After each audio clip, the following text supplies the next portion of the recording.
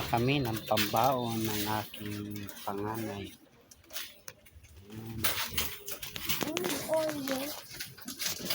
Ayan ang aming baby na makulit. Wala na yung isa.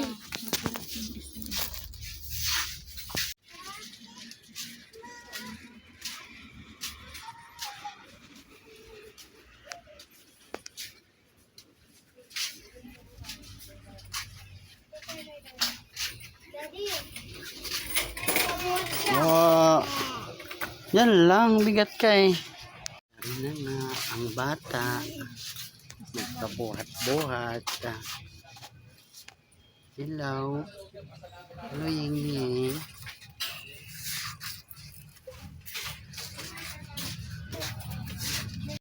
At ayan, nagaran natin ngayon ibabad kasi frozen. Bali ang recipe natin mamaya mga idol ay fried chicken, request ng aking panganay. Ibabad muna kasi frozen. Ayan mga idol, minarinate muna natin.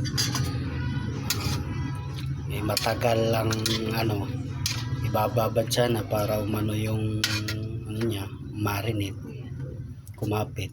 Pinakuluan na lang natin mga idol para umano yung lasa kaysa papatagalin pa yung marinate. Diskarte lang sa pagluluto. Tera chamba to mga idol. Papakulan natin para maluto din yung kasi ipra-fry natin mamaya. Fried chicken mga idol.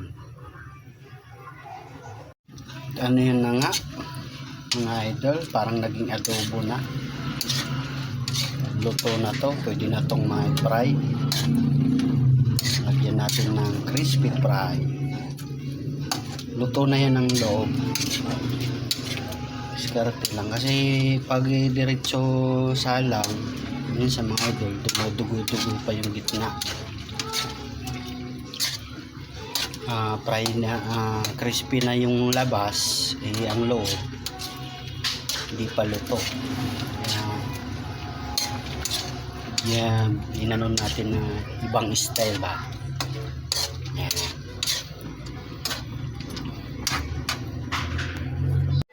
Ayan mga idol, tinanggalan lang natin ng sabaw ngayon.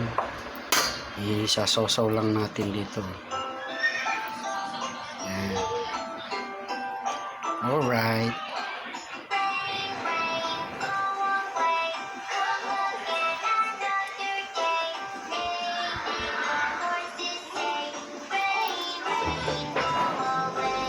Luto na yan yung loob. Dudugo yan.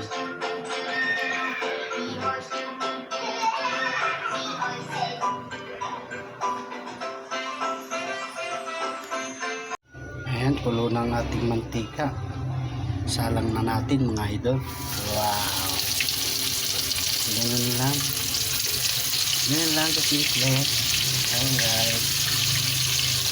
Tira chamba yan mga idol. Ibang style na pagluluto.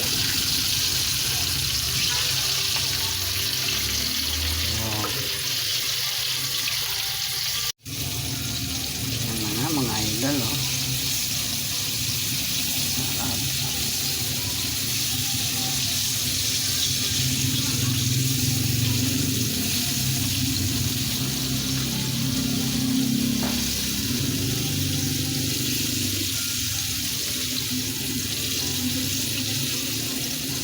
wish ng panganay ko, fried chicken daw.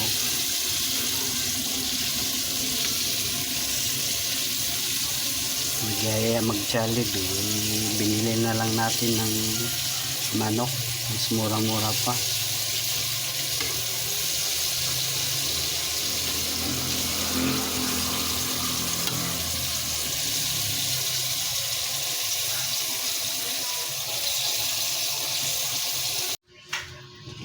Na, finished product natin mga idol.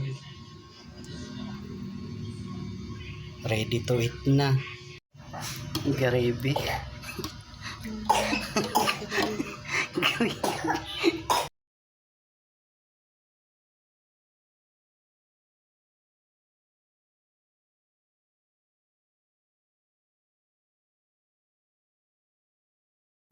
At ayan na nga mga idol, kain na tayo. At akay-akay ko pa nga pala ang aking bunso, gawa nga ang ayaw magpalapag, gawa ng may karamdaman mga idol. Naubusin yung sipon.